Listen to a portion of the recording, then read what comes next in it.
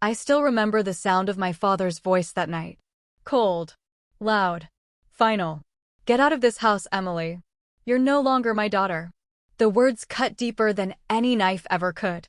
I stood there, shaking, holding the little plastic test in my hand, the one that had changed my entire life.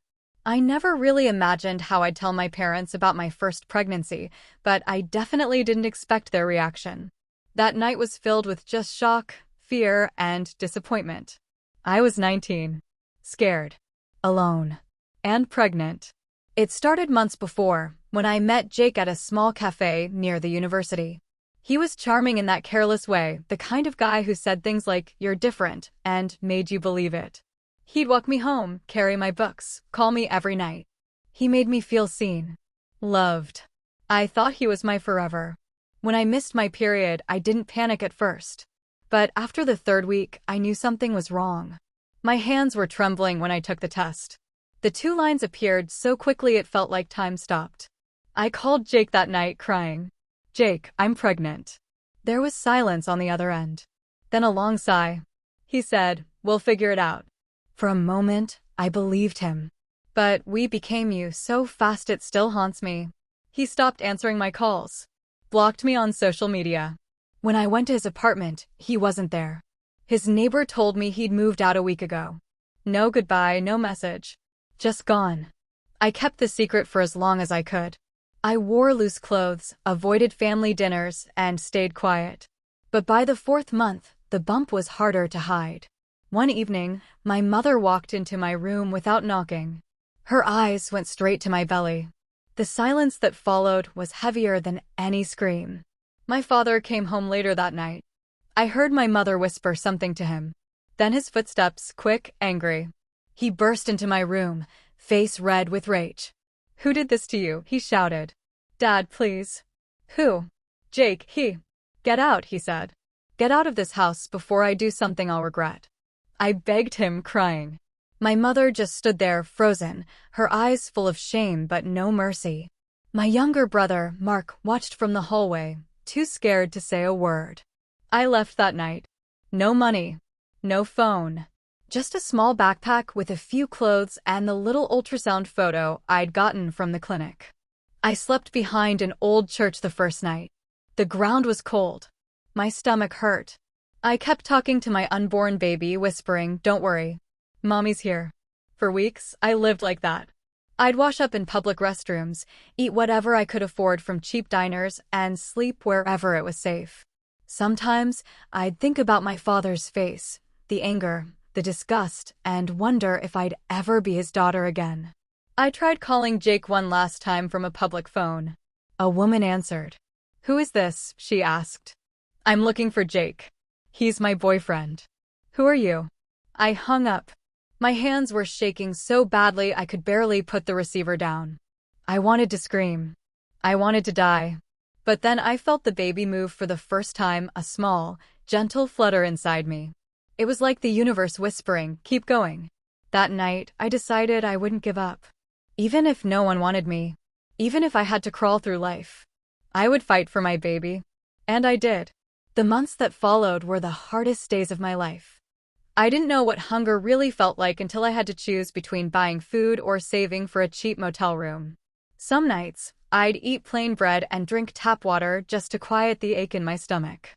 But every time my baby kicked, I'd tell myself it was worth it. I found a local women's shelter after a kind lady at a church saw me sitting outside in the rain. Her name was Mrs. Turner, and she was one of those people whose kindness feels unreal at first. She took me to the shelter, gave me a warm blanket, and helped me register for prenatal care at a free clinic.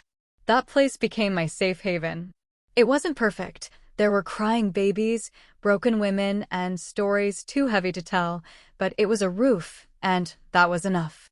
When the day finally came, I went into labor early in the morning. It was raining outside, heavy and loud. I was terrified. I had no one holding my hand, no one telling me I'd be okay. Just me, the nurses, and the sound of thunder. After 8 painful hours, my baby girl was born. Lily. The nurse placed her in my arms, and when I looked at her tiny face, everything else disappeared: the shame, the fear, the anger. All I saw was love. Pure and soft. I whispered, "You and me, okay? Just you and me." Those words became my promise.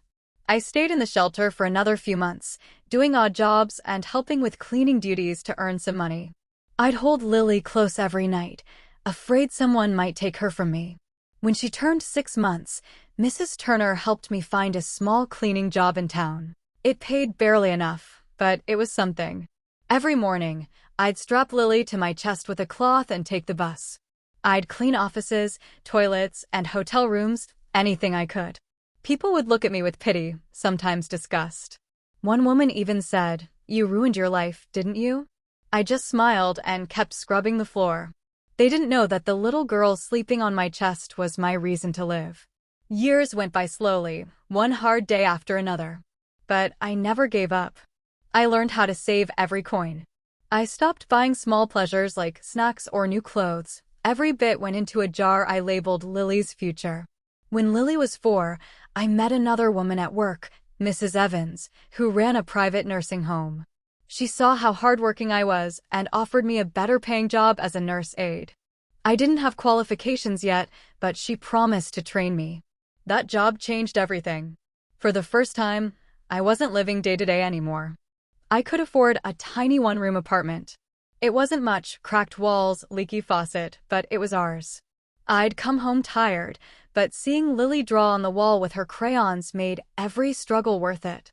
Sometimes I'd sit on the bed, watching her sleep, whispering, "Mommy's gonna make it. I promise."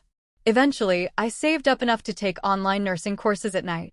I'd study after Lily fell asleep, sometimes until 2 or 3 a.m., fighting to stay awake. It took years, but I finally passed my exams and got certified. By the time Lily turned 10, I was working full-time as a nurse. People at work respected me. I had a stable life, a small car, and a savings account, things I never thought I'd have again. But no matter how far I came, one part of my heart always stayed heavy. I never heard from my family. Not once. No call, no message, not even a birthday text. I sometimes wondered if they even knew Lily existed. I told myself I didn't care, that they didn't deserve to know. But deep down, there was still a small part of me that wanted to hear my father's voice again, not shouting, not angry, just calling me Emily, the way he used to. That wish came true one night, but not in the way I expected. It was a quiet Friday evening when the past came knocking on my door. Lily was doing her homework on the couch while I prepared dinner. Life had finally found its rhythm, peaceful, predictable, and safe. The smell of stew filled the room, and the sound of soft rain outside made everything feel calm. Then my phone buzzed. The number wasn't saved. Unknown. I almost didn't answer, but something in me said I should. "Hello." There was silence. Then a shaky voice said, "Emily." For a moment, I froze. The voice was older, deeper, but familiar. "Who is this?" I asked. "It's Mark. Your brother." My heart dropped. I hadn't heard his voice in over 10 years. "Mark," I whispered. "Why are you calling me?" He sighed. "Emily, it's Dad. He's very sick. Kidney failure. The doctors say he doesn't have much time left unless he finds a donor." My throat went dry. The room suddenly felt smaller, like all the air had been sucked out. I didn't know what to say. After everything he'd done to me, after the night he threw me out like garbage, now he needed me? I stayed quiet. Mark continued, "We've tried everyone in the family, but no one's a match. The doctor said, maybe you could get tested." I felt something twist inside me. Anger. Hurt. Confusion. "Why would you even think I'd help?" I said quietly. "Because you're his daughter," Mark said softly. "And because, Emily, he's sorry." I let out a small laugh, not because it was funny, but because it sounded so unreal. My father? Sorry? After that call, I couldn't sleep. I kept staring at the ceiling, memories flashing in my head, the night he shouted, my mother's face cold and ashamed, me crying as I walked away with nowhere to go. I thought I had buried all that pain, but Mark's voice had dug it up again. The next morning, Lily noticed my silence. "Mom, what's wrong?" she asked. I smiled weakly. "Just thinking, sweetheart." She looked so much like me when I was her age, except happier, safer. I wanted to keep it that way. But a strange feeling followed me all day, a mix of anger and curiosity. That evening, I drove to the hospital address Mark had texted me. Part of me wanted to turn around, but another part needed to see him, maybe for closure. When I walked into the hospital room, time stopped. My father looked so small. His hair was white, his skin pale and thin. He was hooked up to machines that beeped softly beside him. My mother sat near the bed, her face tired and aged. When she saw me, her eyes widened in shock. "Emily," she whispered, standing slowly. Mark walked in behind me. "I told you she'd come." My father turned his head toward my voice. His lips trembled. "Emily," he said weakly. "You came." I didn't move closer. I just stood there, frozen, with my purse clutched in my hands. "You look well," he said, his voice shaking. I didn't reply. My mother stepped forward. "We're sorry, Emily. We didn't know how to fix things. Your father has been sick for a long time. He talks about you every day." A bitter laugh escaped me. "Funny. He didn't talk much when he told me to get out." She looked down, ashamed. Mark came closer, lowering his voice. The doctors said your blood type might match. You're his only hope." I stared at my father. This was the man who threw me into the cold night. The man who made me feel worthless. Now he was lying helpless, looking at me with pleading eyes. I turned to leave. "Emily, please," my mother said, tears filling her eyes. "He's dying." I paused by the door, shaking my head. "You let me die first," I said quietly. I walked out of the room, my chest heavy, my heart racing. But all night, I couldn't shake the image of his face, weak, desperate, and full of regret. No matter how hard I tried, I couldn't forget the small part of me that still loved him, no matter what he'd done. The next morning, I went back to the hospital. The nurse recognized me and led me to the testing room. She smiled softly. "You're brave," she said. I didn't feel brave. I felt sick. The results came back the next day. I was a perfect match. When the doctor told my family, everyone started crying. My mother hugged me tightly, whispering, "Thank you. Thank you, Emily." My father reached out his hand, his eyes wet with tears. "I don't deserve your kindness," he said.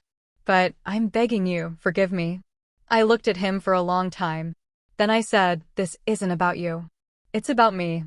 I need to be able to look at myself and know I did the right thing." The surgery was scheduled for the following week. The night before, I sat by Lily's bed, watching her sleep. I thought about everything: the pain, the years alone, the people who helped me when my own family wouldn't. I realized something then. Forgiveness isn't about letting people off the hook. It's about freeing yourself from the weight of hate.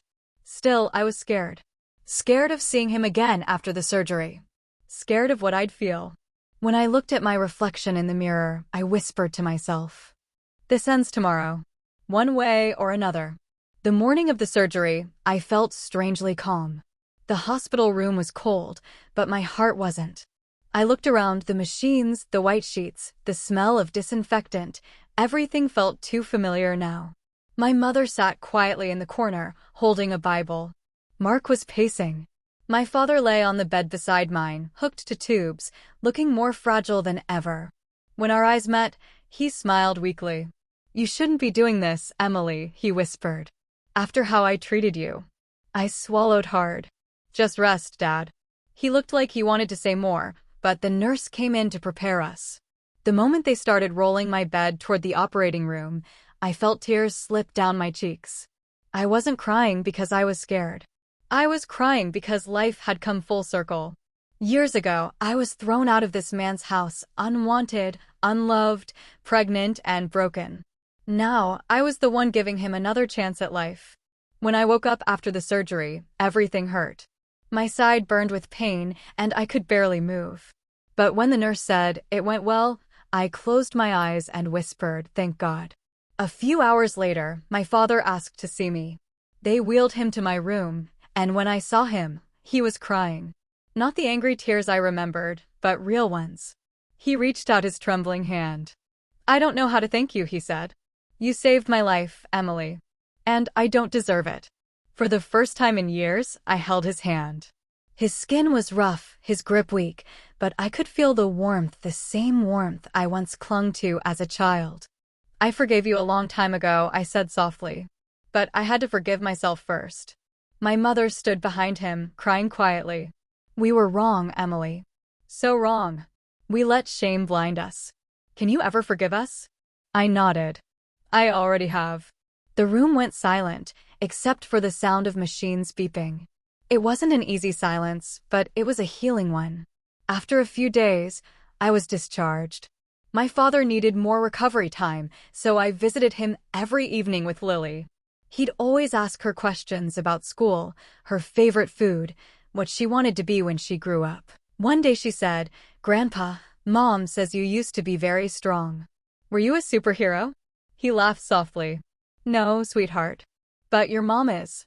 For the first time, I saw him smile, a real smile, and it warmed something in me that had been frozen for years. About 6 months after the surgery, I met Daniel. He was the last person I expected to walk into my life. We met at the hospital where I worked. His mother was one of my patients. He was kind, quiet, and respectful. Unlike Jake, he didn't use sweet words to impress me. He showed care in the little things, bringing me coffee during long shifts, helping me with Lily's school fees without ever making me feel small. At first, I was cautious. My heart had been broken once, and I promised myself I'd never fall for words again.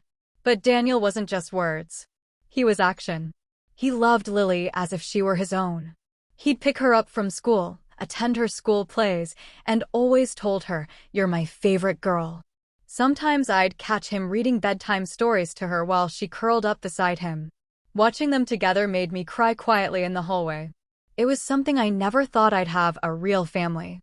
After 2 years of dating, he proposed. He didn't do it in a fancy restaurant or with cameras. He did it in our small living room, with Lily sitting beside me, holding the ring box. "Mom," Lily said, giggling, "say yes." And I did. We got married in a simple ceremony. Just a few friends, my brother Mark, and some colleagues. My parents couldn't travel because of my dad's health, but they watched on video call.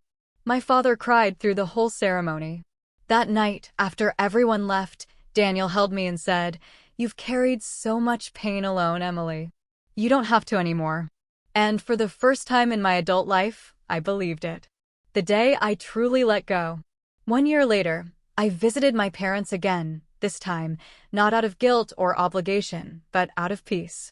My father was sitting on the porch when I arrived, wrapped in a blanket, the sun setting behind him. Lily ran ahead to hug him. "Grandpa," she shouted, and his face lit up. He looked at me, tears glistening in his eyes. "I never thought I'd live to see this day," he said. I smiled and sat beside him. "Neither did I." He turned to me, voice trembling. "Emily, every day I regret what I did. I pushed away the best thing that ever happened to me. You became everything I hoped you'd be: strong, good, kind. I'm proud of you." Those words healed something deep inside me. Not completely, but enough. We sat in silence for a while, watching Lily play with the neighborhood kids. The air felt soft and light, like forgiveness had settled around us. Before leaving, I hugged my father tightly, maybe for the last time. As I pulled away, he whispered, "You were the one I needed the most." On the drive home, I couldn't stop crying. But they weren't sad tears. They were tears of release. Life has a strange way of teaching us lessons we never ask for. I learned that pain can either destroy you or shape you. Mine shaped me into someone stronger than I ever imagined. I learned that sometimes, the people who hurt you the most are the ones who will one day need your kindness to survive. And I learned that forgiveness isn't weakness, it's freedom. Now, every night when I tuck Lily into bed and Daniel kisses me goodnight, I think about the girl who once slept behind a church, pregnant, cold, and alone. She had no idea that one day she'd build a life filled with love, peace, and strength. Sometimes I whisper to myself, "You made it, Emily. You really made it." And deep down, I know, despite everything, I truly did. What would you have done if this happened to you or anyone you know? Tell me in the comments. I read every single one. Don't forget to like, share, and subscribe for more real-life stories, confessions, and emotional journeys.